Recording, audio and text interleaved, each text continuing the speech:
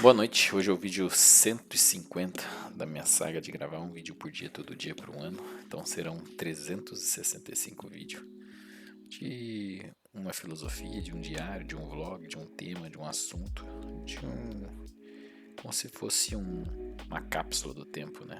Um histórico, para que meu eu do futuro depois possa fazer uma retrospectiva e ver esses temas, esses conceitos, o quanto você passou a pensar mais a fundo, ou naquilo que você acredita, passar a pensar mais a fundo.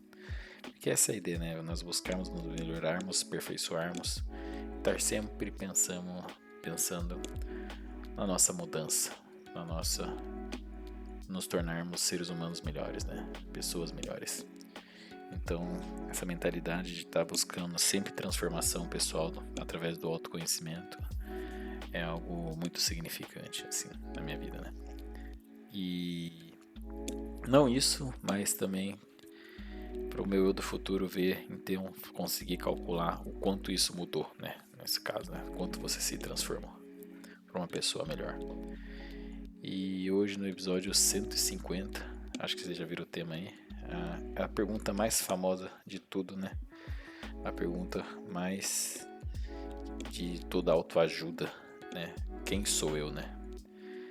Que muitos filósofos por aí falaram, já responderam, e muitas outras abordagens. Esse quem sou eu, de fato, o seu eu interno, uma busca pelo esse autoconhecimento do que você é, né?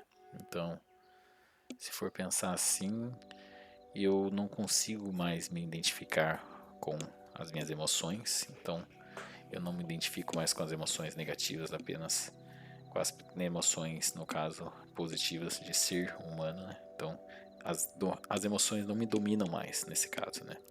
Então você meio que desapega o desejo associado às emoções.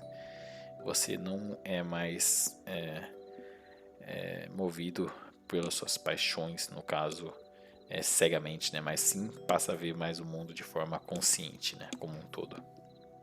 E essa transformação, esse quem realmente é você, você pensa então que aquilo, tudo que diante de si, e pensa também sobre si e sobre você, faz parte de algo do que realmente é você, né? Então, o que eu quero dizer com isso? Nossa, foi muito complexo até mesmo para mim.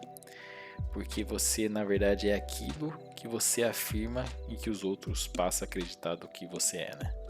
Então, por isso que tem aquela frase, né? Os olhos não veem, o coração não sente, né? Porque muitas vezes a gente vê o mundo, né? E muitas coisas realmente não são, não pertencem a nós. Então, por isso que de fato não há nada que pudesse de fato nos incomodar, porque não há como você perturbar o estado da mente e o estado da alma, né? No caso. E nesse estado, talvez essa pergunta, quem realmente sou eu, quando a pessoa pergunta, ela faz buscar questões tão profundas internamente e traz tanto clareza e autoconhecimento e compreensão o que de fato poderia ser a si mesmo, que ela passa a conhecer um certo vislumbre, né, de sua identidade, né, da sua personalidade, que ela não está mais associada a algo egoísta, no caso, está, né, associada a algo como um todo, né, no caso. E essa percepção, de certa forma, quando ela não tem a interferência do ego, você começa a perceber que não só o que está fora está dentro, e na verdade tudo é uma espécie de interconexão, né? Então, o seu eu próprio, a sua identidade está meio que introduzido na própria mente de Deus, no caso, né? Que é o todo. Eu acho que eu falei um pouco sobre isso no vídeo sobre o que é Deus para mim, que é esse fluxo, essa espécie de todo, essa espécie de que compõe a realidade e o jogo, no caso, né? Entre aspas. E que esse todo é nada mais é do que o fluxo, e estar na presença do todo seria, na verdade, esse momento de tempo infinito. Acho que eu falei isso nos vídeos, na hora que você, acho que no vídeo de busca eu falei sobre isso, esse certo momento em que tudo se dissolve e você tem essa contração, esse estado meditativo de fluxo, né? E isso essa pergunta, quem sou eu, auxilia, te ajuda a buscar internamente esse estado, né? E viver nesse estado de fluxo seria o que seria a entrega.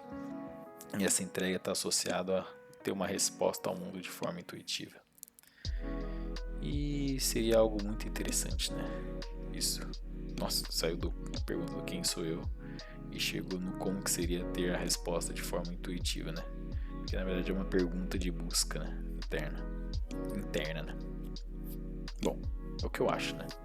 Lembrando que a minha mera humilde e insignificante opinião, que ela está sempre mudando, que hoje a questão e a pergunta quem sou eu é uma forma de nos buscarmos questões internas e nos compreendermos e entrarmos em uma espécie de estado meditativo nessa busca de autoconhecimento e entender e compreender muito das suas questões e suas sensações, tantas emoções que você não faz parte dela, que na verdade você é a consciência, você não faz parte do seu corpo, você não faz parte das questões e das questões negativas dos outros, né? Que isso não passa a interferir mais nas suas questões internas.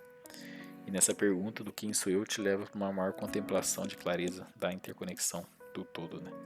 E como isso perpetua a realidade e interfere no fluxo, e estar no fluxo, né? Isso, lembrando que a minha mera humilde opinião que ela está sempre mudando, que hoje um pouco do que seria isso, quem sou eu.